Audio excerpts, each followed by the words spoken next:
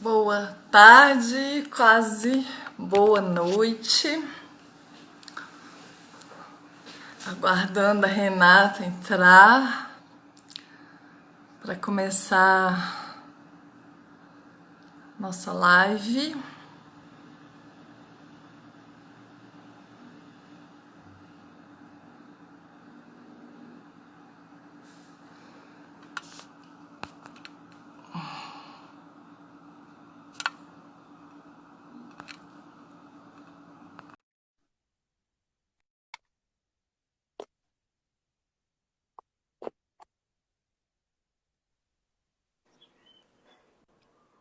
Renata, Oi, professora. tudo bem? Vamos ver se o pessoal vai entrando. Amei seu look. São. O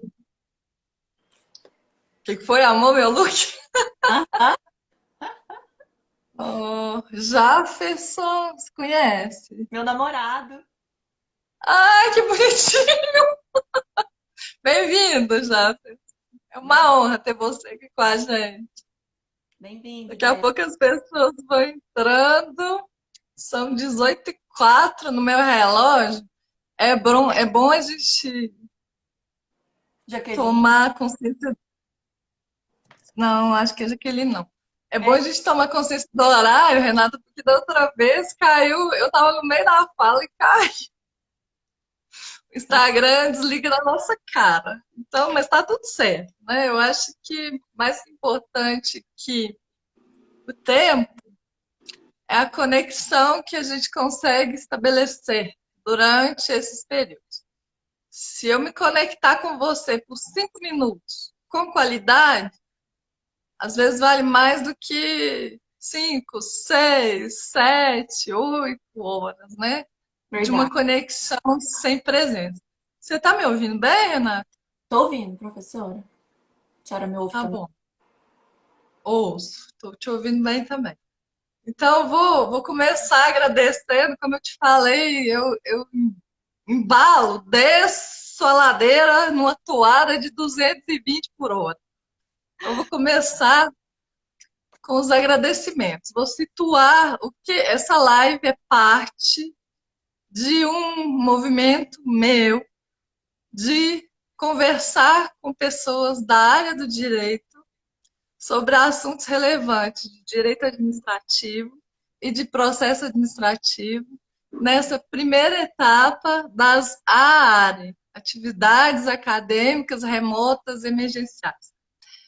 Formalmente, eu não estou oferecendo a disciplina nessa primeira etapa, eu vou oferecer na segunda, mas esse material já vai ficar disponível para utilização na segunda etapa. E as pessoas que estão participando agora já me brindam com a disponibilidade de conversar comigo nesse sentido de movimentar a universidade, porque a universidade tem uma função social, a universidade é pública e o conhecimento também, Renata, tem uma função social. Nada adianta que nós fiquemos nos pilares que se contém no currículo Lattes, sem que nosso conhecimento possa ser aplicado efetivamente pela sociedade. Então, eu agradeço a todos os que estão tendo essa disponibilidade comigo. A Daniela começou, Daniela Almeida Campos, Márcia Sarubi Lippmann, Ricardo Marcondes Martins. E agora a Renata Pimenta, que muito carinhosamente se dispôs a conversar aqui. Você lembra como que esse tema surgiu, Renata? Foi quando a gente teve a ideia de escrever o artigo, né, professora? Para o livro Foi. Direito Municipal, né? 3 Temas de Direito Municipais, número 3. E aí escrevemos sobre o poder de polícia. Lembrei que a senhora me presenteou com 2 obras muito legais sobre o direito administrativo. Aí na minha consulta para elaboração desta live, aí eu fiquei lembrando e é muito bom. Eu que agradeço, professora Shirley, de poder participar com a senhora, que é uma pessoa que eu admiro tanto como profissional e como referência do direito para mim. E para além dessa referência profissional, a senhora é uma referência como ser humano.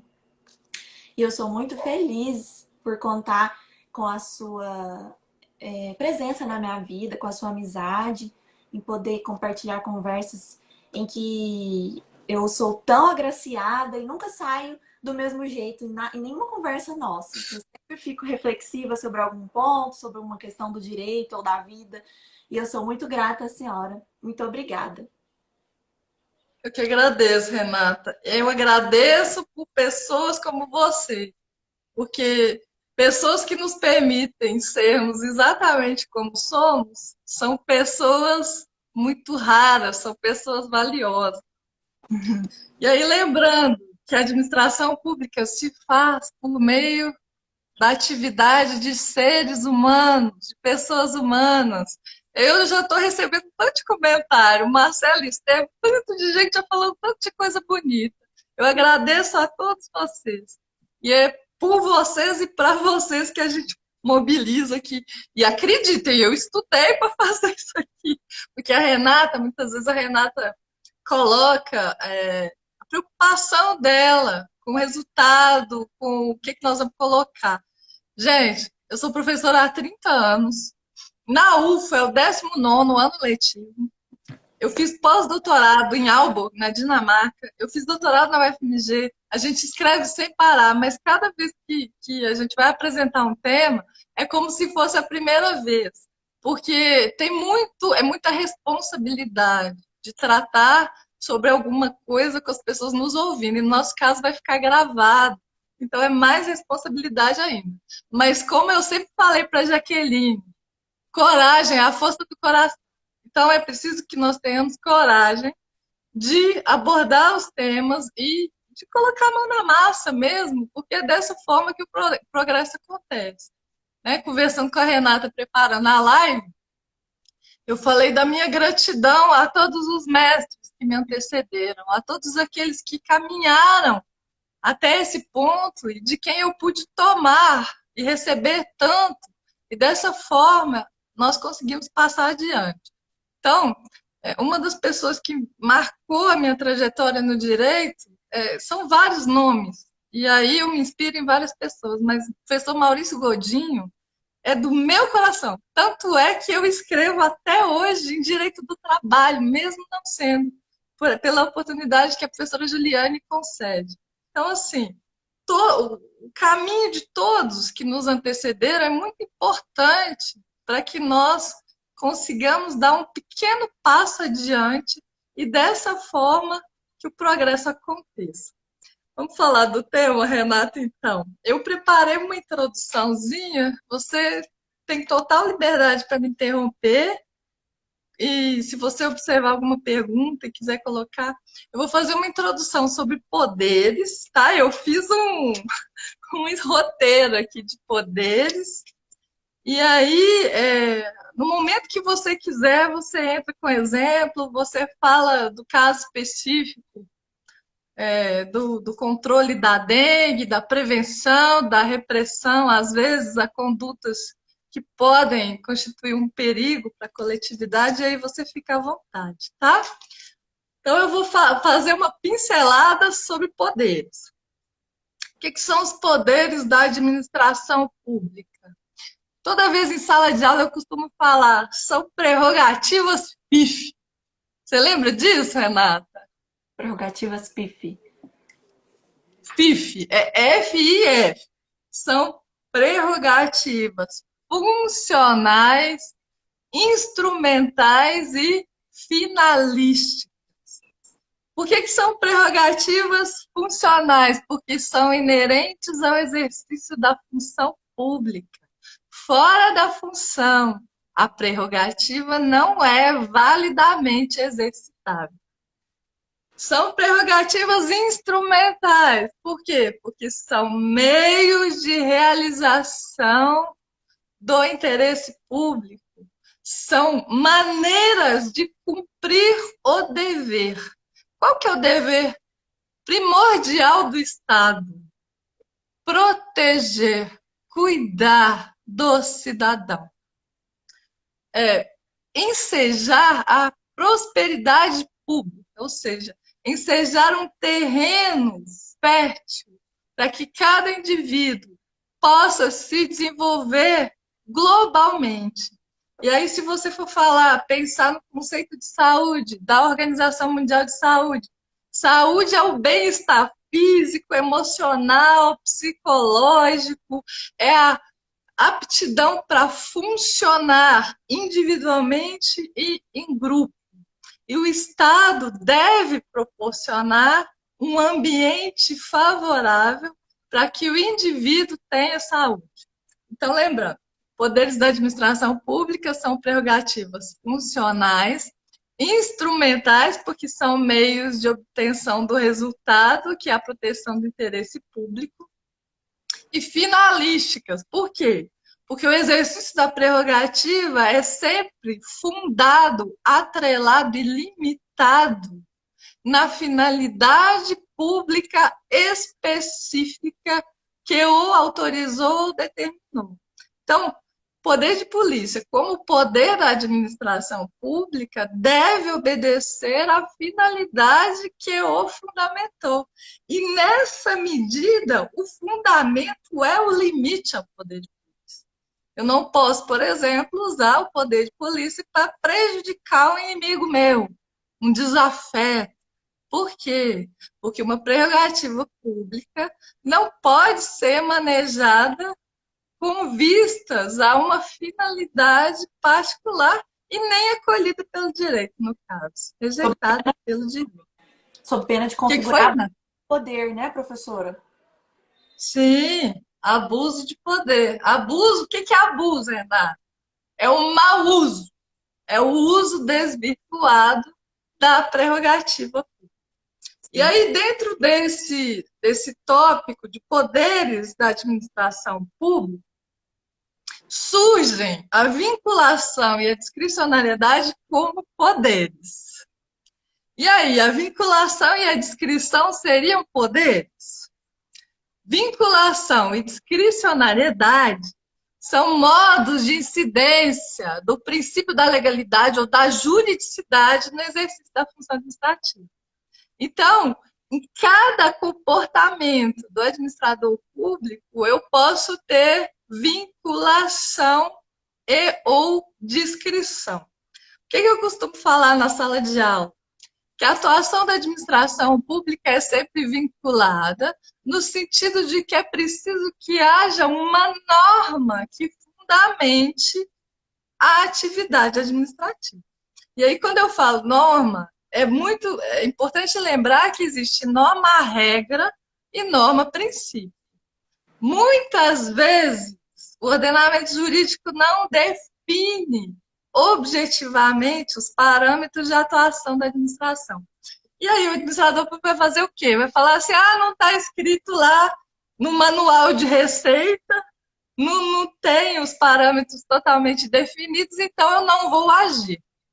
Não pode ser assim, né, Renata? Tem que tomar muito cuidado.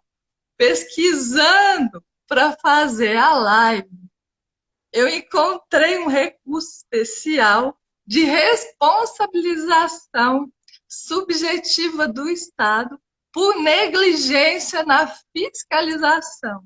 Então, uma pessoa morreu de dengue hemorrágica e aí a família recebeu indenização porque o Estado falhou na fiscalização. Olha o tamanho da responsabilidade do exercício da função administrativa. A fiscalização, ao mesmo tempo que ela tem que ser respeitosa, proporcional, razoável, e por que não dizer amorosa? Quando eu falo uma fiscalização amorosa, a Jaqueline mandou um abraço. O doutor Abatente também está aí. Eu também sou fã dele. Então, quando eu falo uma fiscalização amorosa, eu não estou pedindo para o agente de saúde chegar aqui, me abraçar e me beijar, mesmo porque em tempos de pandemia, nós temos que manter o distanciamento social, mesmo no exercício da fiscalização. O que é uma fiscalização amorosa? Eu tenho um cachorrinho, o Spike, e o Spike é muito curioso, e aí quando os agentes de saúde chegam aqui, às vezes ele gosta muito da agente de saúde, aí ele quer chegar perto, ele quer... O que é um agente de saúde amoroso? Ele às vezes conversa com os pais, sabe? Respeita as condições, as peculiaridades de cada domicílio quando ele adentra. Já aconteceu aqui? Já. Isso é fiscalização amorosa. O que é amor nesse sentido? É olhar o outro como igual e fazer da forma que você gostaria que fizesse com você. Porque o lar é um porto seguro. O lar é um lugar onde nós nos sentimos seguros. E segurança é muito importante na vida, não é, Renata? É Nós verdade. queremos sempre fatiar onde nós estamos pisando. Nós estabelecemos mapas, roteiros e tal, para ter segurança. Então, abrir aqui na vinculação e na discricionariedade. No Então, caso, existem graus de vinculação, né? O que você falou, Renata? a responsabilização foi objetiva desse acordo que a Foi, senhora. foi subjetiva, foi negligência, Ah, sim. é culpa. Mas se existe a responsabilização objetiva, muito mais a subjetiva que no caso de negligência, né? Mas assim, para falar a verdade, muitas decisões que envolvem a responsabilidade do Estado, às vezes o fundamento não combina com a conclusão, tá? Mas o que importa é que incidiu a responsabilidade, realmente incide. Porque se o Estado falha na fiscalização e permite que aqueles entulhos, aqueles lixos, aquela água parada se torne um criadouro de larvas dos mosquitos, ele está falhando em promover a saúde, né? Aí depois eu passo os Bom, dados da decisão. professor, acho só importante, como há pessoas que não são da área do direito nos acompanhando, só para a gente conceituar a responsabilidade objetiva e subjetiva, né? A objetiva é aquela que não depende da análise da culpa do indivíduo, né? E quanto à responsabilidade subjetiva, ela analisa a culpa. Basicamente, assim, né? Bem raso. É bom saber. O Estado, então, em razão da dimensão do alcance dos seus comportamentos, ele responde por ação e por omissão, por comportamento comissivo e por comportamento omissivo, igual você falou. Então, eu estava falando de vinculação e descrição. Ainda na linha dos poderes, o poder hierárquico, hierarquia e disciplina. O que é hierarquia? Hierarquia é estabelecimento, definição de competências, atribuições de controle e é muito importante lembrar na hierarquia que existe a colaboração, a cooperação. Não basta estabelecer metas. É importante que o Estado e que os agentes públicos se comprometam, quando distribuírem competências, a acompanharem o cumprimento dessas metas. Por exemplo, eu não estou falando de ninguém especificamente, porque eu não conheço a estrutura da Procuradoria. Tá? Eu nem sei quem que é seu chefe. Estou falando em abstrato. Vou dar um exemplo abstrato, tá bom? Tá bom? Suponhamos que a sua chefe estabeleça que você tem que cumprir, nesse mês de setembro, agora que está entrando, estabeleça que você tem que cumprir 5 metas, tá? Tanto em relação à celeridade, quanto a atendimento ao público, quanto à divulgação de informações e de programas educativos de prevenção no município. Eu nem sei se tem a ver com a sua competência, mas se tiver, é só um exemplo. Então, nesse sentido, lembrando que hierarquia envolve também colaboração e cooperação, não só atribuir deveres, mas viabilizar o cumprimento desses deveres, ser parte na execução, estimular a equipe e caminhar junto para o cumprimento dos objetivos e para a obtenção dos resultados, tá? Eu nem sei se os exemplos que eu dei se faz sentido, Não, mas o que eu quis dizer é que é importante acompanhar também, não só chegar, Renata, mas você não fez, Renata, mas eu vou revogar isso aí que você fez. Renata, mas eu vou invalidar o que você fez. Porque o bom líder sabe que todos os seus subordinados estão como se fosse sob o guarda-chuva dele. Então, o seu acerto e o seu erro, de certa forma, também são o acerto e o erro do seu superior hierárquico. Tá? Interessante isso, né? É Você conta do complexo, então princípio da impessoalidade, né? E de que o agente age representando o órgão também, né?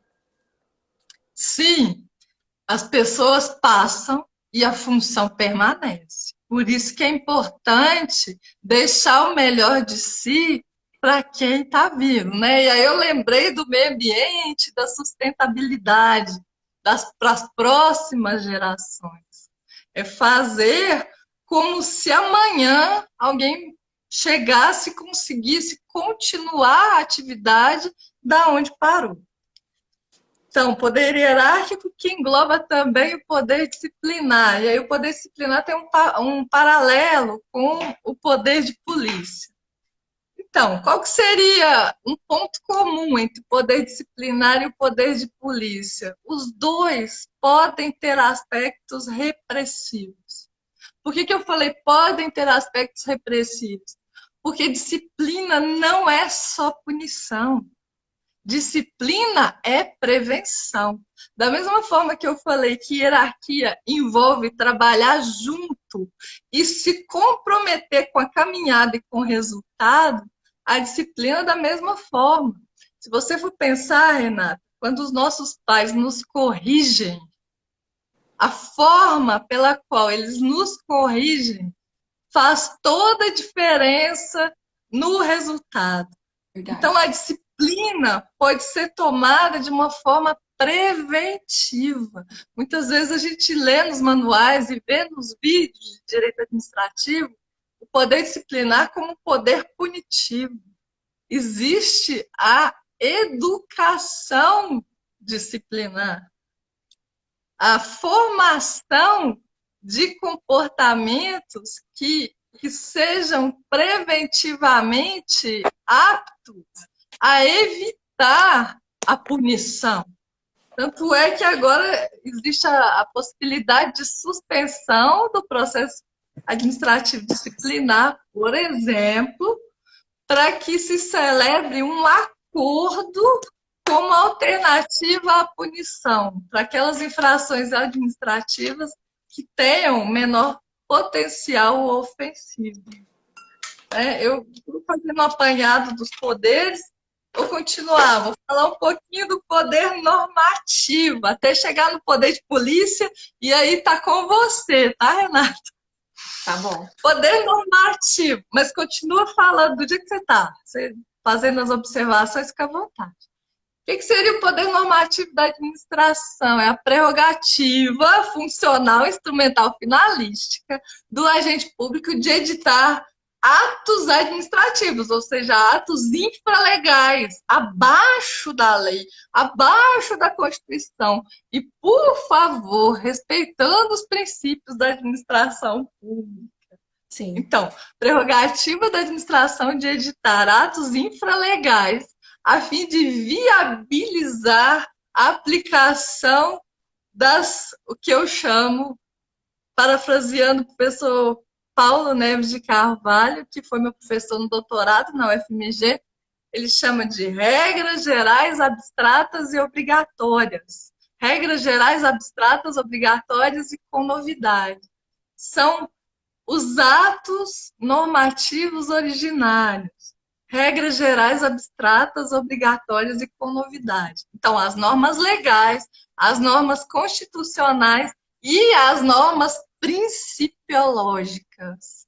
Normas legais, normas constitucionais e normas principiológicas. Então, um exemplo de exercício de poder normativo, um exemplo bem concreto e atual, a resolução do colegiado por direito da faculdade, professor Jaci de Assis, que dispôs sobre o desenvolvimento da primeira e da segunda etapa das atividades acadêmicas remotas emergenciais, alguns parâmetros para que essas atividades acontecessem. A resolução do colegiado, Renata, pode contrariar a lei? Não, Pode contrariar a Constituição? não pode. Pode desrespeitar princípio? É preciso lembrar, quando se fala em autonomia universitária, que a função administrativa é sempre infralegal, porque o administrador edita ato administrativo, e o ato administrativo é como se fosse ele se descola da lei, ele deriva da lei e das normas principiológicas. Finalmente chegando ao poder de polícia, Renata. Eu estou numa pincelada assim muito rápida, e aí você fica à vontade para comentar. Chegando ao poder de polícia, é uma prerrogativa, repetindo, funcional, instrumental e finalística, consistente na restrição da liberdade e da propriedade, a fim de resguardar interesse público. Então, por exemplo, eu compro um carro maravilhoso e aí fico toda animadona e quero sair na Rondon dirigindo a 220. Eu posso, Renata? Não pode. Por quê? Porque eu tenho direito de dirigir meu carro, porém, eu tenho dever fundamental de respeitar a integridade física e a segurança e a vida, tanto minha quanto das outras pessoas.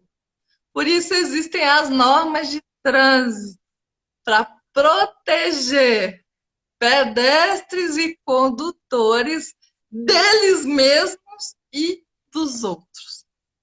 Para isso que existe, então, essa restrição nessa minha liberdade de conduzir um veículo automotor. Eu posso conduzir? Posso, mas eu tenho que obedecer, por exemplo, um comando administrativo de parar diante de um sinal vermelho, por exemplo. Por quê? Porque para evitar colisões, para permitir a passagem de pedestres, entre outras razões. Aí eu coloquei exemplo também, intervenção do Estado na economia, o famoso processo administrativo antitruste, Renata. Você chegou aí ao CAD comigo, Não, visitar a sessão de julgamento do não, Tribunal Administrativo? não cheguei aí. Então, nós fomos durante 5 semestres visitar as sessões de julgamento do CAD. O que é CAD? Conselho Administrativo de Defesa Econômica, autarquia federal vinculada ao Ministério da Justiça, cuja função é proteger, fiscalizar a ordem econômica, o mercado, promovendo a livre movimentação dos competidores com vistas a garantir a livre concorrência e, via reflexa, os direitos dos consumidores. Então, o trabalho do CAD é exercício de poder de polícia. Por quê? Porque ele limita a atuação dos agentes econômicos, dos atores, os chamados players na economia, a fim de promover o equilíbrio e a movimentação natural dos competidores no mercado. Então, o que eu coloquei aqui no meu roteiro? Que o poder de polícia expressa o cuidado estatal com os cidadãos, o zelo. Aí alguém pode falar, professora, desce daí, você está na nuvem. Mas isso é o que deve ser. Como é uma restrição da atividade do particular em benefício do interesse público, isso deve ser feito com muita consciência, com muito cuidado e com muito zelo. Lembra que eu falei dos agentes de saúde, da prevenção da dengue, entrarem aqui em casa com respeito, inclusive ao meu não, eu sou tutora do Spike, porque ele é um ser senciente. Ele não é uma coisa. Ele tem sentimentos. Eu sou tutora do SPAC. Então, um agente de saúde que respeita a dinâmica do domicílio que ele adentra é um agente de saúde que está cumprindo eficientemente o dever dele de zelo ao limitar, restringir a liberdade do cidadão em benefício do interesse público. Renata, o que eu estou falando aqui? Ah, Professora, e quem ama corrige fala. também. Eu coloquei, você leu meu pensamento. Eu escrevi aqui que o Estado, sistemicamente, segundo Hellinger, o Estado e o direito são o pai. O que é o pai, sistemicamente? São 3P: potência, proteção e permissão. Nesse sentido, do poder de polícia é proteção. E eu escrevi aqui, ó. O pai limita os movimentos dos filhos em benefício destes. Então, toda vez que o Estado limitar os movimentos dos destinatários da sua decisão, que não seja em benefício do destinatário da decisão, pode estar configurada alguma hipótese de abuso de poder, igual você falou. O que é abuso? É o uso desgovernado das prerrogativas públicas, é o uso divorciado das finalidades públicas. É para interesse público diverso daquele que fundamentou o agir do servidor público, ou para interesse particular. No caso, eu dei um exemplo. O que eu falei, Renata, que era o interesse particular? Por exemplo, Que eu, era o que foi? na fiscalização do acórdão que a senhora citou? Eu acho que eu falei que seria uma medida extrema ou desproporcional em relação a um desafeto, por exemplo, Uhum. já que eu não simpatizo com determinada pessoa e aqui eu tenho competência de polícia, eu aplico uma multa, por exemplo, Sim. vamos dizer assim, né? É um uso divorciado do interesse público. Renata, eu posso delegar o exercício de poder de polícia para um particular? A atividade de polícia é eminentemente estatal, é uma função típica estatal. Então, eu coloquei aqui, ó, os atributos do poder de polícia. Imperatividade, ou seja, o Estado estabelece as normas, e aí, se eu pensar nas 3 funções estatais, eu tenho a função legislativa, que é de criação, de gênese do direito. Eu tenho a função administrativa, que é de aplicação do direito de ofício ou mediante provocação para realizar interesse público com relativa definitividade. E eu tenho a função jurisdicional, que é a aplicação do direito, geralmente mediante provocação, para resolver conflito com definitividade. Tá. E essas funções estatais, pela própria natureza do Estado, têm o caráter imperativo.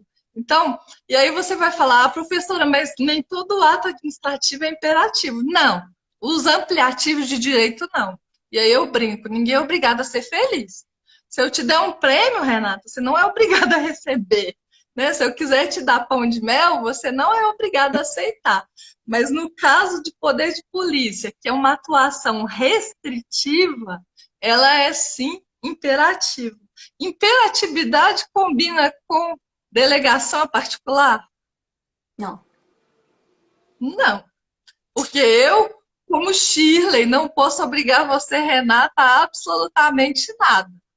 Agora, eu, como professora de direito administrativo, posso, entre aspas, obrigar você, Renata, a se submeter a uma avaliação nos moldes descritos do meu plano de curso, aprovado pelo colegiado e pelo conselho, etc., dentro da razoabilidade e da proporcionalidade. Aí eu tô examinando os atributos para responder se pode ou não delegar. Então, imperatividade não combina com a atuação de particular. Vamos lá ver. Executoriedade, que é atributo do poder de polícia, combina com a atuação de particular? Eu Não. posso te puxar aí da sua casa e trazer aqui para minha casa? Eu criei um comando e já vou executar. Já vou chegar na porta da sua casa, derrubar a porta e te tirar daí. Eu posso fazer isso como Chile? Não. Não. Mas como poder público, posso. Inclusive, nesse caso, dessas atuações e autuações de combate ao mosquito da dengue, eu posso sim derrubar portão. Verdade ou mentira? Verdade.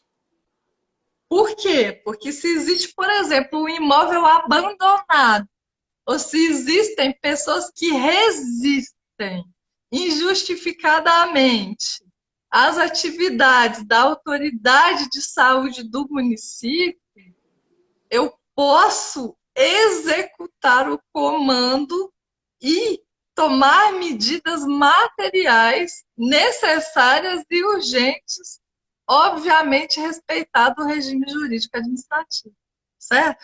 Você imagina a delegação disso? Não seria Então, possível. então, atos de autoridade cabem a particulares? Essa é a pergunta. Não como regra.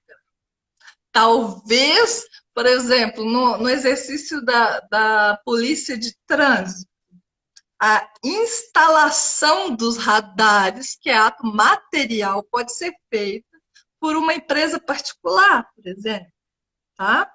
Mas não talvez a leitura desses radares, mas não a aplicação de sanção, porque um particular não pode aplicar a sanção imperativa e executória a outro particular.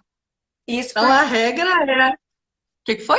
isso porque em relação aos equipamentos de fiscalização eletrônica, eles contam com um padrão que garantirá a objetividade de suas aferições, o que não seria possível admitir em um particular, por exemplo, atuando no nome do Estado, que não fosse, né, no sentido de fiscalização mesmo, de particular, não do Estado. Sim, sim. Renata, eu tô acabando. Eu vou falar de controle do poder de polícia, aí você fica à vontade para falar das especificidades do controle, do combate, da prevenção à dengue, tá? Do mosquito. Então, controle do poder de polícia. Coloquei aqui controle popular, quando nós tivermos a consciência de que sozinho eu vou mais rápido, mas em grupo eu vou mais longe. Presta atenção agora nesse quadro da pandemia, Renata. Se você estiver cumprindo todos os seus deveres e às vezes o seu vizinho não está, você pode sofrer a consequência da negligência ou da omissão do outro. Nós vivemos em coletividade. Então, o dever de controlar o poder de polícia e de cumprir os deveres inerentes à vida em sociedade é de todos nós. Por isso que eu reforço, Renata, eu bato muito na tecla da educação, conscientização da população. Sozinho, não adianta nada, às vezes, eu cuidar se os meus vizinhos das 3 casas ao lado mantêm pneu com água aqui. É preciso ter a consciência de que nós estamos em grupo e dessa forma, em grupo, nós vamos passar por essa pandemia. Então, a responsabilidade de fazer a sua parte é minha, é sua e é de todos nós nessa pandemia e no tocante à dengue também. Controle popular, sentir-se parte, falar para si mesmo: eu sou parte do município de Berlândia. Eu sou um cidadão de Berlândia. E o município precisa que eu faça a minha parte. Controle judicial, revisão judicial. O controle judicial é o controle talvez mais comum. O judiciário é provocado e aí aplica o direito ao caso concreto. Por exemplo, os excessos no exercício do poder de polícia. Às vezes o agente público, numa autuação, usa de violência e a violência é desnecessária. Então, essa situação chega ao Poder Judiciário. Controle interno, terceira modalidade de controle, autotutela da administração, dever de todo agente público, que envolve hierarquia, Renata, voltando. Dever do agente público de recompor legalidade e atendimento ao interesse público. Autotutela. Vou terminar rápido, senão você não fala nada, porque o tempo passa muito rápido, Renata. Tranquilo, professora. Estamos apreciando a sua aula. Não, Renata, eu quero te ouvir. Vamos lá. Controle pelo Ministério Público. O chamado famoso parquê. O que é o Ministério Público? É o advogado da sociedade, no sentido de que ele é protetor do interesse público.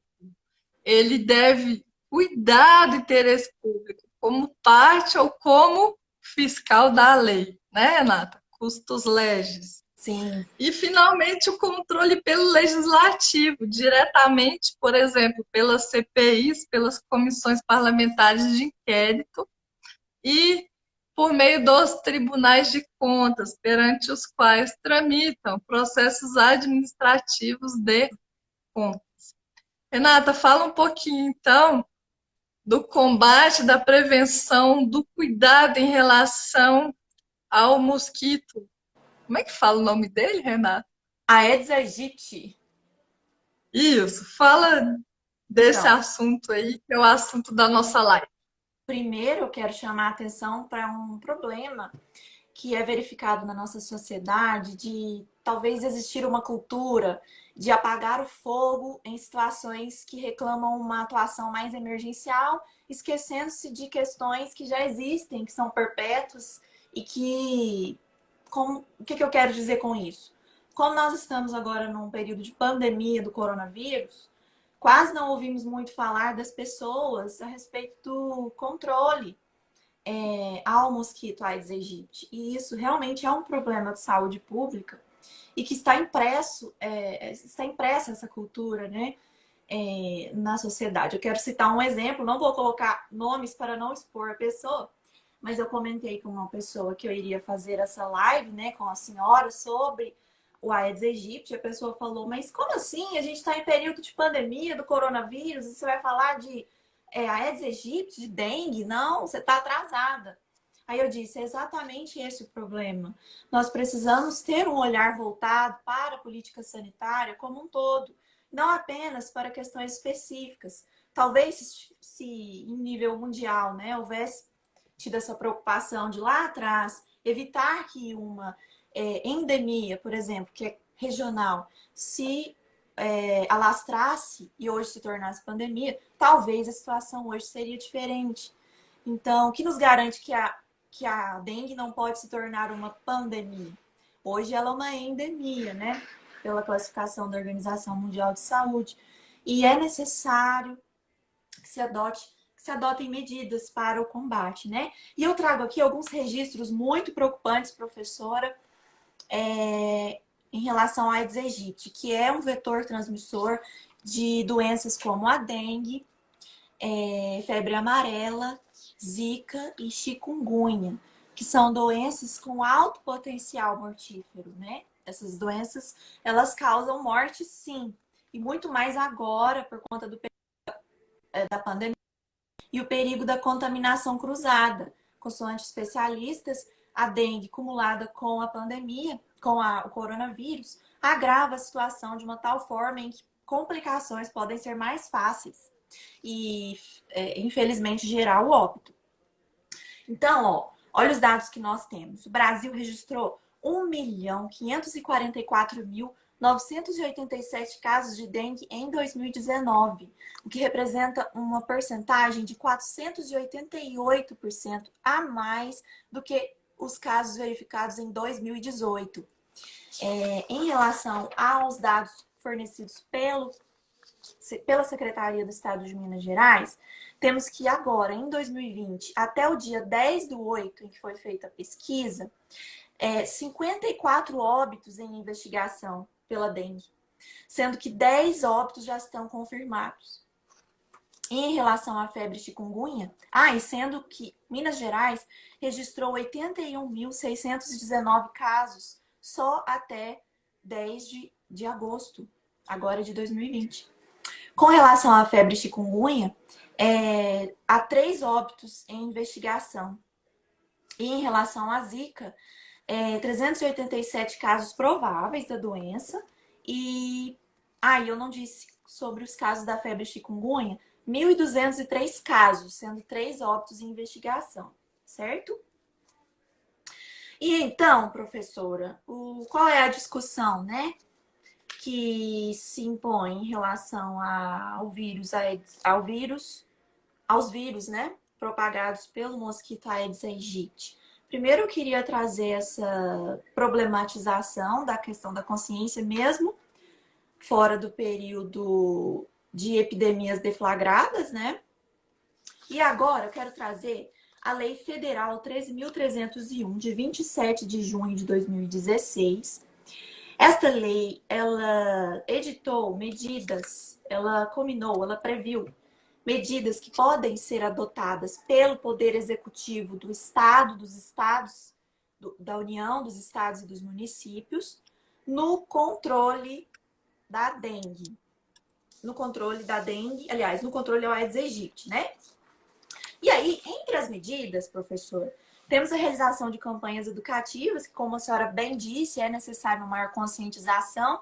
Queria só que a senhora falasse aquele conceito que a senhora disse de conscientização não ser feita pelo Estado como num patamar de superioridade em relação ao seu administrado, mas sim envolvendo numa política em que a conscientização fique para além dessa política repressiva. Eu enxergo a educação como um processo emancipatório. Então, o bom mestre, assim como o bom pai e a boa mãe, se tornam desnecessários. E aí, qual o sentido disso? Desnecessário do sentido em que ele liberta, em vez de criar dependência. A partir do momento que eu, como Estado, na prática de políticas públicas, por exemplo, de prevenção do suicídio, de promoção da vida, eu consigo sair do meu lugar de Estado, distante da população, e adentrar a esfera jurídica do destinatário da minha decisão de uma maneira respeitosa e digna, efetiva. E aí eu lembro as constelações no Ceseu. Para quem conhece, nós fazemos constelação com jovens que cumprem medida socioeducativa. Como que eu entro lá? Eu vou lá para levar alguma coisa boa para eles? Não. Eu vou lá porque é bom para mim. E eu olho para eles como seres humanos como eu. Nós temos todos que trabalhar algum ponto na nossa evolução. E aí o Estado, para a educação ser efetiva, é preciso que eu enxergue o outro exatamente como é. E que eu respeite o outro exatamente como é. Da forma, eu vou repetir, o agente de saúde que entrou aqui e respeitou os meus filhos e respeitou, não é o meu cachorro, o meu tutorado, Renata, é assim que eu falo?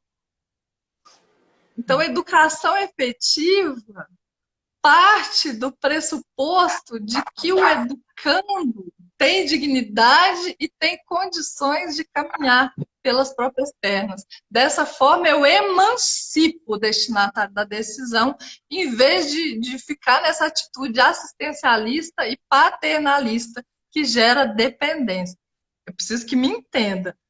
Quando a gente vai, por exemplo, em alguns bairros da cidade, no trabalho assistencial, a gente leva sim a cesta básica, mas a gente leva a conversa olho no olho, que às vezes é muito mais que a pessoa está precisando, ou tanto quanto o leite que ela está recebendo, por exemplo. É preciso olhar o outro como um igual, no sentido de que ele tem dignidade pelo simples fato de existir. Eu não sei se eu respondi, Renata. Assim, porque só nessa noção de pertencimento à comunidade é que o indivíduo, na minha opinião, quando sofrer, né? Eu nem falo sofrer, mas quando for objeto da ação estatal do poder de polícia, ele não vai se colocar numa posição de vítima, mas de colaborador para que o interesse público se concretize. Eu acho que aí é que está a fenomenal importância da compreensão correta do que é o interesse público. E aí eu trago a noção do professor Celso Antônio Bandeira de Mello, de que, no sentido especificamente do poder de polícia, como há restrição a liberdades individuais, que não venhamos a compreender a liberdade, o poder de polícia como antagônico à liberdade individual. Que não venhamos entender o interesse público como antagônico ao interesse do indivíduo. Ora, a autoridade sanitária que irá, no caso eu não coloquei, mas o ingresso forçado em imóveis públicos e particulares é previsto por esta lei, no inciso 4º, né? A autoridade sanitária que irá ingressar forçadamente nos casos específicos, né, que é na situação de abandono, quando a residência demonstrar claros indícios de uma ausência prolongada, e isso pode ser verificado por sinais, né, como, por exemplo, telhado quebrado, janelas, enfim.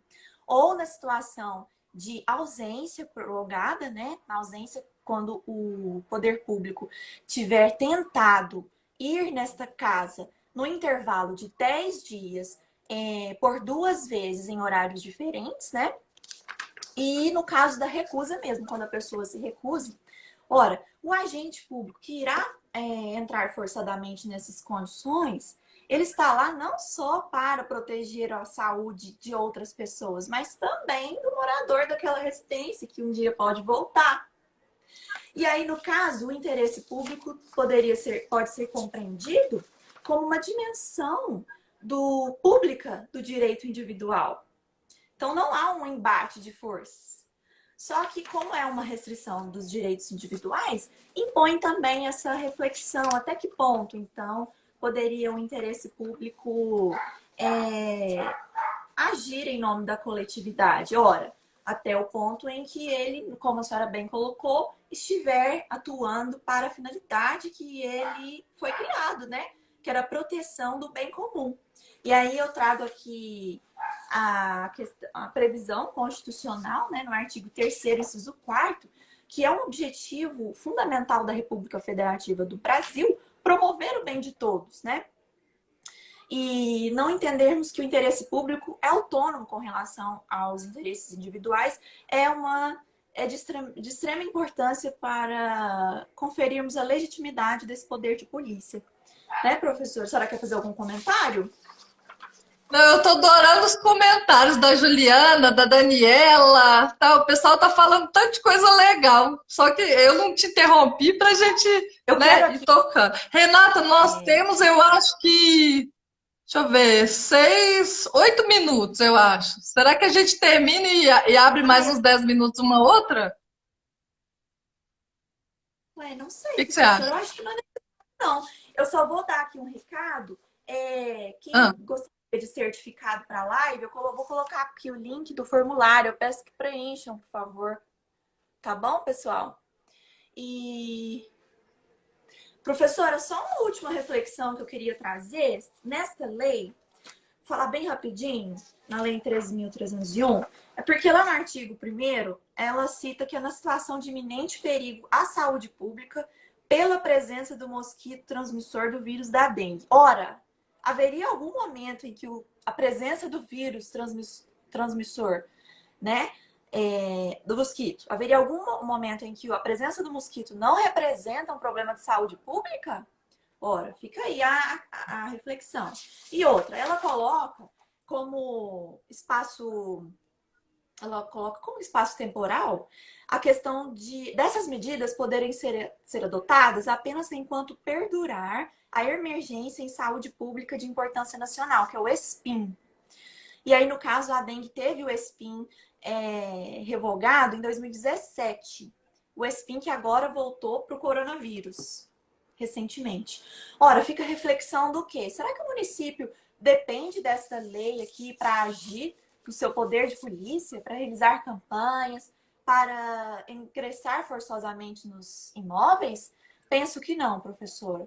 Penso que, compreendendo o artigo 196 da Constituição, que fala que a saúde é um dever do Estado, e considerando que o município, o Estado e a União devem se carregar disso, e que o município, considerando muito mais o fato de que a dengue e de que chikungunya e de que Zika são doenças regionais, né? São classificadas pela OMS como endêmicas, muito mais justifica a atuação do município pelo seu poder local.